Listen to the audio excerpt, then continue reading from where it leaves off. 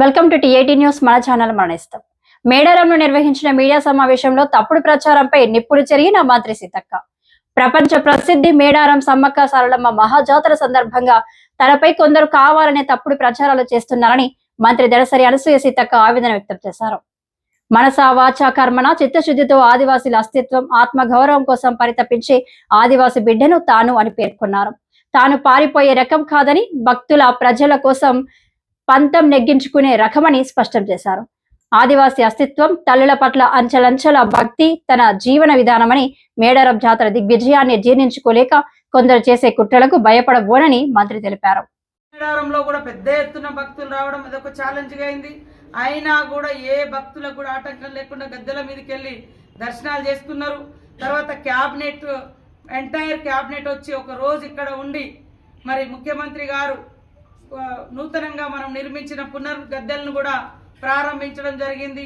అది కూడా ఒక ఛాలెంజ్. ఫస్ట్ టైం స్టేట్లో ఉమ్మడి ఆంధ్రప్రదేశ్ కావచ్చు, తెలంగాణ రాష్ట్రంలో కావచ్చు క్యాబినెట్ అనేది బయటికి రావడం, అప్పుడు కూడా పెద్ద ఎత్తున సక్సెస్ఫుల్గా ఏర్పాట్లు చేసుకున్నాం. ఆ తర్వాత జాతర మొదలైంది. 4 రోజుల జాతర. 4 రోజుల జాతరకు కూడా ఎక్కడ ఎలాంటి చిన్న సంఘటన జరగకుండా మరి అన్ని ఏర్పాట్లు మేము కంప్లీట్ చేసినాం. ఎక్కడ చిన్న ప్రాబ్లం వచ్చిందంటే శుక్రవారం నాడు మధ్యాహ్నం 3-4 గంటల మధ్య 11-12 గంటల నుంచి విఐపీల తాకిడి పెరిగింది. నేను విఐపీలను ఎక్కడ అంటలేను, కానీ ఒక్కొక్క విఐపీ 40 వెహికల్ 50 వెహికల్ పట్టుకొని వచ్చారు. విజువల్స్ చూస్తూ ఉన్నాం. విఐపీలు 3-4 వెహికల్స్ తోటి వస్తే ఏం ప్రాబ్లం ఉండదు. వాళ్ళ అన్యాయులు కానీ వాళ్ళు కానీ వచ్చినప్పుడు వాళ్ళని డివైడ్ చేసుకొని తీసుకొని రావాలి.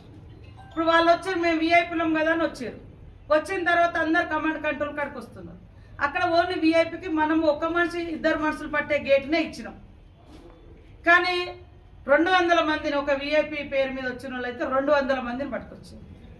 వాళ్ళ 40-50 వెహికల్ అన్ని ఎలిఫాడ్ దాకా తీసుకురావాలి. అక్కడ బస్ స్టేషన్ కాడ అవన్నీ ఇట్లా క్రాస్ కావాలంటే ఒక విఐపీ వెహికల్ ఇటు దాటాలంటే కనీసం ఒక 2-3 నిమిషాలన్నా ఆడ బస్సులు ఆపాల్సి వస్తుంది. అట్లా కూడా చాలా అయింది. మేము ఈసారి విఐపీ వెహికల్స్ పాసులు కూడా 8-10,000 మంది ఇచ్చిండ్రు కలెక్టర్ గారు. కొందరేమో ముద్రలు చేసుకుంటారట, కొందరేమో విఐపీ పాసులు ఇవ్వలేదని మొత్తం బెటాలియన్ పట్టుకొని వచ్చింది. అంటే నేను ఏమనంటే పబ్లిక్ అర్థం చేసుకున్నారు. మీరు పబ్లిక్ అందరు కూడా చాలా వరకు క్యూ లైన్లలో నిలబడ్డారు. మేము అటు పోయి ఇటు దర్శనం చేసుకొని వస్తాను, మాకేం ఇబ్బంది లేదని చెప్పి, అది ఎవరు పొలిటికల్గా చెప్పించింది కాదు, ఎవరు కాదు, మామూలు అంటే ఇండిపెండెంట్ మీడియా, ఏదో సోషల్ మీడియా వాళ్ళు కాదు, ఇండిపెండెంట్ వాళ్ళు, ఏ పార్టీ ముద్ర ఆ పార్టీ ముద్ర లేనటువంటి మీడియా వాళ్ళు పోయి పడితే వాళ్ళ ఫేసులలో ఎంత సంతోషంగా ఉంది. శుక్రవారం 4-5 గంటల వరకు ఒక మాదిరిగా అయింది. శుక్రవారం సాయంత్రం నుంచి అది మొదలైంది. దీన్ని కొంతమంది పొలిటికల్ ఇంటెన్షన్ తోటి ఏదో ఫెయిల్ అయింది. ఇన్ని కోట్ల మందికి దాదాపు 40 రోజుల నుంచి మా జిల్లా చిన్న జిల్లా, యంత్రాంగం తక్కువ యంత్రాంగం అయినా కూడా మార్చి వాళ్ళే డ్యూటీలు చేసి చేయడం జరిగింది. ఒకే ఒక్కటి ఆ విఐపీల వెహికల్స్ దాటియడం ఆ బస్ స్టేషన్ కాడ విఐపీలకు వాస్తవానికి మనము అటు రోడ్ ఇచ్చినాం, మంచి సీసీ రోడ్ కూడా వేసి గద్దెల దాకా వచ్చడానికి ఇచ్చినాం. కానీ అందరూ మేము ఇదే రావాలి వాళ్ళు వస్తే ఓకే. వాళ్ళ వెనుక కూడా వాళ్ళు 30-40-50 వెహికల్స్ పట్టుకొని వస్తే అక్కడ అది స్టక్ అయిపోయింది. దానికి తోడు 2 బస్సులు కూడా ఆడ ఉండిపోయింది. అయినా కూడా అది కూడా జరగకుండా ఉండాల్సింది అనేది మాకు అంటే మా మదనం ఉంది, మాకు బాధ ఉంది. మేము ఒక డిస్కస్ చేసుకుంటున్నాం అసలు ఎట్లా ఇది మనం దీన్ని కూడా కాకుండా చేయాల్సింది ఉండే. కాబట్టి భక్తులకు జరిగిన అసౌకర్యాన్ని మేము నిన్న ప్రెస్ ద్వారా తెలియజేసినాం, ఇప్పుడు కూడా తెలియజేస్తా ఉన్నాం.